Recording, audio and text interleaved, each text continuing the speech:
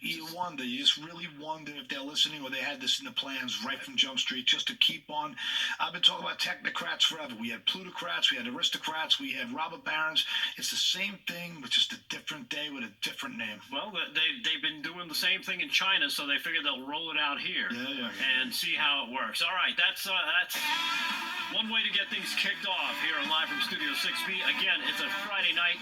It's a strange day in America. I'll just say this one I think goes beyond, is starting to go beyond Wednesday. We'll find out more as the day and the weekend rolls on. Quick break. We'll be back with more right here live from Studio 6B. Stay there.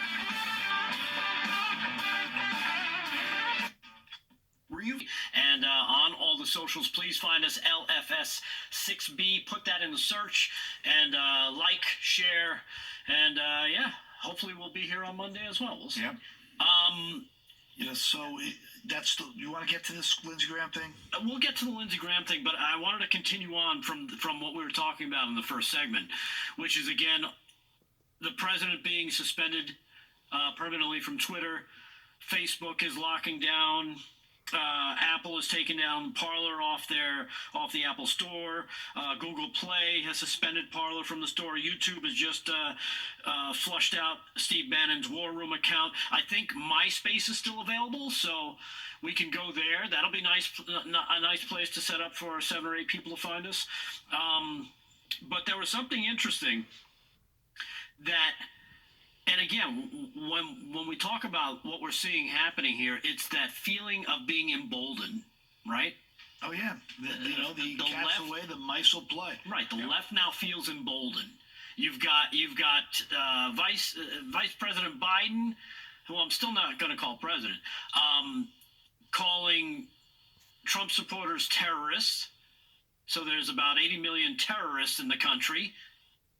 This is the way this guy thinks, and this is the way he thinks we're going to heal. Well, probably not.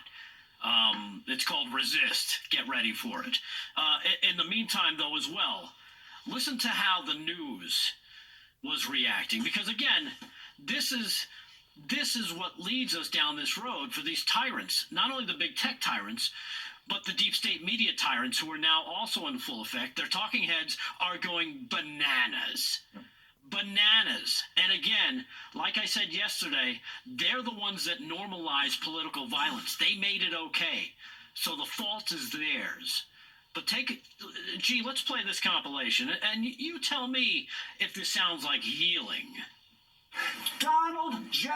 Trump called for the insurrection against the United States of America. You talked about Al-Qaeda. What has he done in terms of incitement, right, that Osama bin Laden didn't do? Each of these people should be shamed. And they're going to go back, to the Olive Garden and to the Holiday Inn that they're staying at. The way that we in the media speak about this is so important. Today was terrorism. We call them terrorists. Terrorists. Domestic terrorists. Domestic terrorists. Domestic terrorists. These people are not Americans. Kevin McCarthy was on Fox calling this un-American. Marco Rubio. I don't know. There's a lot of empty rhetoric. There's a lot of empty concern. Hawley, I should say, of all people, had the nerve to condemn the violence that we saw today. Josh Hawley should resign in ignominy. Ted Cruz as well. But honestly, Mitch McConnell, too. Shame on them. Shame on those senators. They sided with domestic terrorists. It's disgusting, right? They're all reading from the same playbook. No way of the sin and the sins that they and the president had committed against this country. And if Donald Trump Jr., Rudy Giuliani, and Donald Trump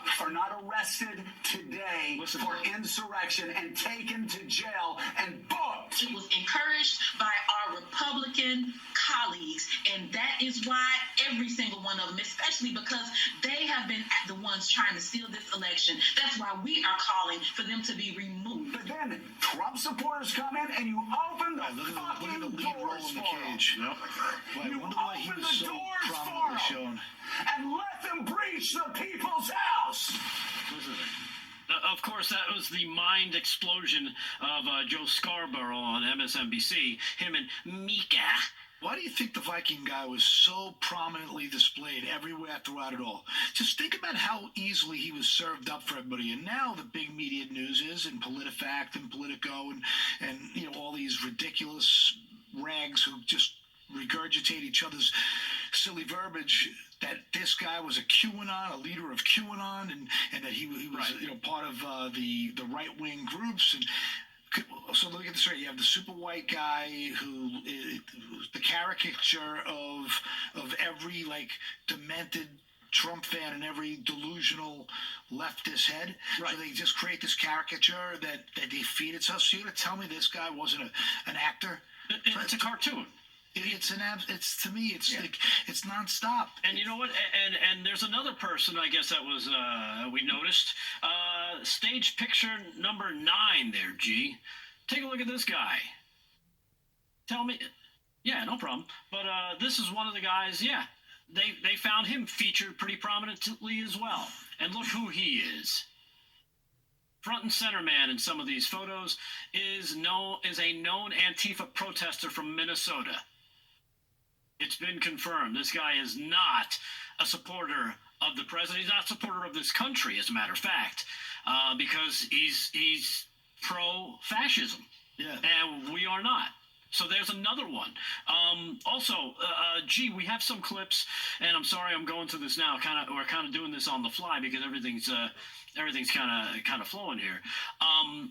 But of what was going on outside of the Capitol on Wednesday, and how people were trying to actually stop them and booing them as well. As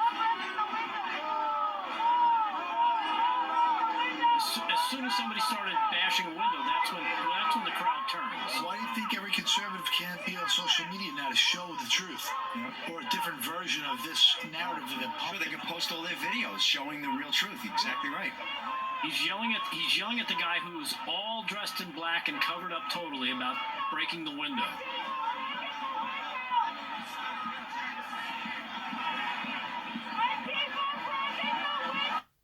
So there you have that, and I think I sent you another one, G, of when they rushed in. I mean, they blew the doors off the place, right?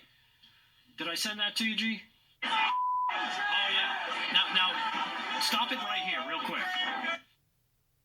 Look at that. The doors are still attached. They look like they're completely intact. And now watch as it starts to play. Not only are there photographers already inside, waiting for them, anxiously to make sure they get a great shot, but also look at the walls on the side and tell me how many cops you see standing there, watching, inviting them in. Let it roll.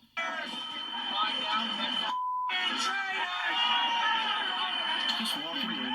There's no storming. Why? Because they were invited. Watch. And turn to the right. Hello, Mr. Police Officer. Hello, Mr. Officer. Hello, security guys. Thank you. Oh, another security guy there on the right. And there we go. We got some photographers up top.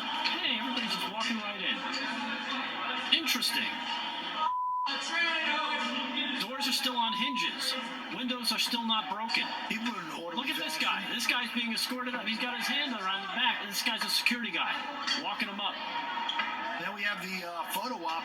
Yep. Let's we make sure we have our in-house photographers ready to take pictures of all of what's happening. I'm telling you, and we talked about it last night. It's an optics war, man. It's always been.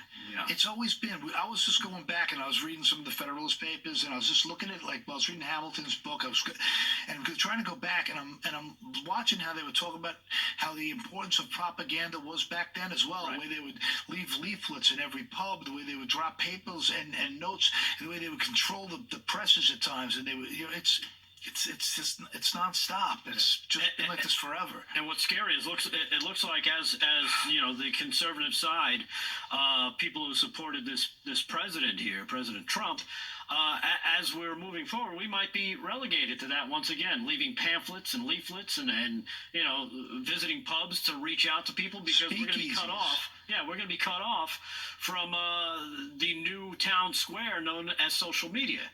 So that's something to look forward to. You know what? Just start training your courier pigeons. Yeah. All right. So, again, hey, G, thanks for flying with us on that. I know I took some things kind of on the fly. We appreciate it. And we got to go to a quick break right here. We'll be back with more from Live.